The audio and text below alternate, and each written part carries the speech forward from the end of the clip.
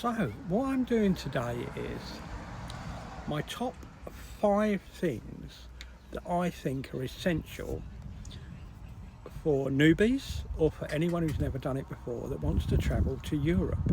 This is my list and it's my opinion, and these are my top 5 things. So number 1, my most important, which is always at the top of my list, a really good sat-nav.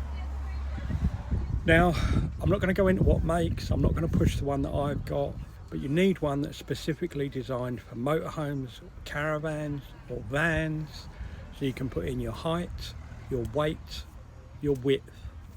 And as long as you watch the signs as well, you shouldn't have an issue. Number 2,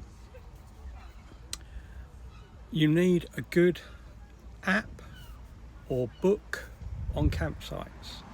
Now there are loads out there. We use Search for Sites, we use camping car parks in France, we use Park for Night, and the other one we use in Europe, which is really good, is Axi. Now Axi will give you a membership card. You can do it all online now on your phone, and they'll get a discount on campsites as long as it's not in July and August. Number 3, health insurance. This has become different recently because Spain are now not recognising our health certificates, the ECIH or whatever they're called. You need insurance. You need your own insurance. Number 4, breakdown cover. More specifically, European breakdown cover. Now you need to double check with your breakdown provider that they will cover the size of motorhome that you have.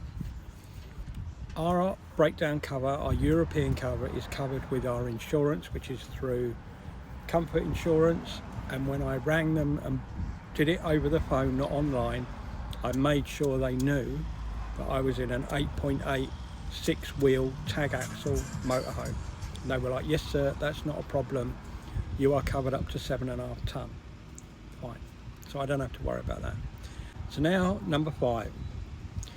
Now this is the most controversial out of all of my list. Some aren't going to like this, some are. Air conditioning. If you're travelling with a family, young children, and you're travelling in July and August, you will soon realise that it gets so hot in Spain and Portugal. Without aircon, it's very hard to sleep, especially with young children. I know it's an expensive upgrade, but in my opinion, we've got it on ours. It was one of the best things we ever did. Plus, we always have Jack with us, so we can go out in the day, leave Jack in the motorhome with the aircon on, with a couple of windows open as well, just in case, and we know he's fine. We have cameras inside our motorhome, so we know that he's all right if we're not there. Jack is the type of dog that we can leave for hours on end and he's absolutely fine. He's always got water and food, and obviously got the aircon as well. So these are my 5 things that I think are essential, especially if you've never done it before. Tell me what you think in the comments. And you know me, I'll see you all in the next one. Cheer up.